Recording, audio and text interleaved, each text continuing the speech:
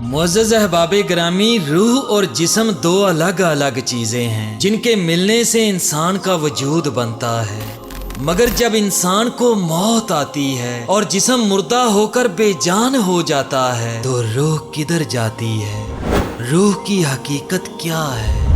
اور اس کے علاوہ اس ویڈیو میں اس بات کو بھی واضح کیا جائے گا کہ نیک انسان کی روح کیسے نکالی جاتی ہے اور نکالنے کے بعد کہاں جاتی ہے، اور اللہ اور اس کے فرشتوں کا روح کے ساتھ معاملہ کیسا ہوتا ہے۔ پیارے دوستو، یہ تمام عبرت انگیز اور ایمان افروز باتیں جاننے کے لیے ویڈیو کو اینڈ تک ضرور دیکھیں اور اپنے تمام دوستوں کے ساتھ شیئر بھی ضرور کریں تاکہ ایمان افروز معلومات سب تک پہنچ جائیں۔ جزاک اللہ خیرن کثیرا۔ پیارے دوستو، روح کے مسئلہ پر سب ہی محققین کا اتفاق ہے کہ روح ایک غیر مرئی چیز ہے جس کا نہ کوئی جسم ہے اور نہ کوئی شکل و صورت۔ روح اپنے جسم سے جب الگ ہوتی ہے تو ایک نیا وجود جسے ایتھیریل باڈی کہتے ہیں اختیار کر لیتی ہے، اور ایک دنیا میں اپنا کام ختم کرنے کے بعد کسی اور دنیا میں بود و باش اختیار کر لیتی ہے۔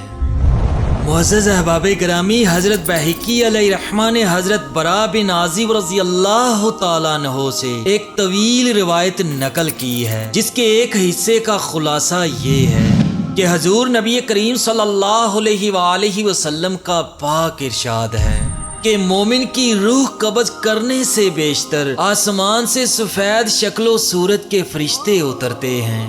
ان کے ہاتھوں میں جنت کا کفن اور جنت کی خوشبو ہوتی ہے، اور وہ میت کے ارد گرد اس طرح بیٹھ جاتے ہیں کہ جہاں تک نظر کام کر سکتی ہے یہی فرشتے بیٹھے نظر آتے ہیں۔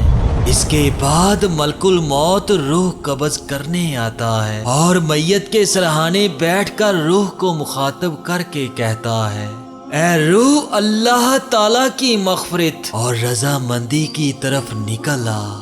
اس حکم کو سنتے ہی روح اس طرح جسم سے نکل آتی ہے جیسے مشک کے دہانے سے پانی کا قطرہ ٹپک جاتا ہے۔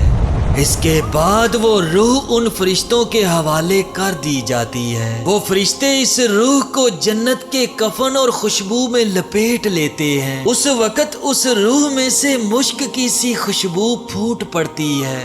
پھر یہ فرشتے اس روح کو لے کر آسمان کی طرف پرواز کرتے ہیں۔ راستے میں ان فرشتوں کا گزر فرشتوں کی جس جماعت پر ہوتا ہے وہ کہتے ہیں، واہ کیا اچھی خوشبو ہے۔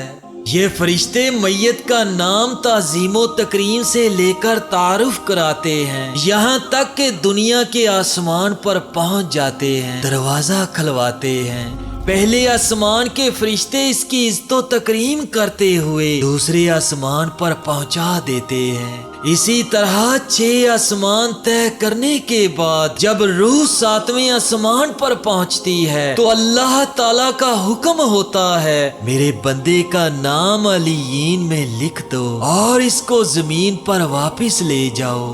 زمین سے ہی میں نے اسے پیدا کیا تھا اور اب زمین پر ہی واپس لوٹا رہا ہوں، اور زمین سے ہی قیامت کے دن اسے دوبارہ زندہ کروں گا۔ اللہ اکبر۔ پیارے دوستو، اس کے بعد یہ روح زمین پر واپس آتی ہے اور میت کے جسم میں داخل کر دی جاتی ہے۔ اس کے بعد 2 فرشتے اس کو قبر میں بٹھا کر سوال کرتے ہیں۔ وہ کہتے ہیں کہ تیرا رب کون ہے، تیرا دین کیا ہے، اور محمد علیہ السلام کون تھے؟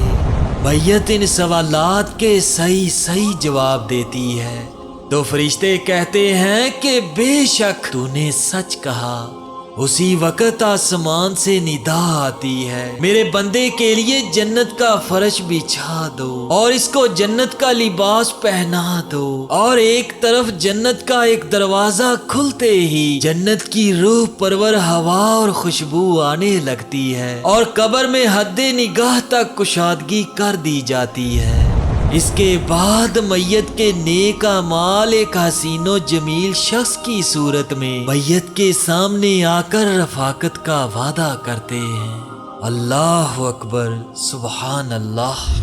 اللہ تبارک و تعالی سے دعا کرتا ہوں کہ اللہ تبارک و تعالی ہمیں نیک موت دے اور ہمارے ساتھ مرنے کے بعد قبر میں ویسا ہی معاملہ کرے جیسا اللہ تبارک و تعالی نے اپنے نیک بندوں سے وعدہ کر رکھا ہے۔ آمین ثم آمین۔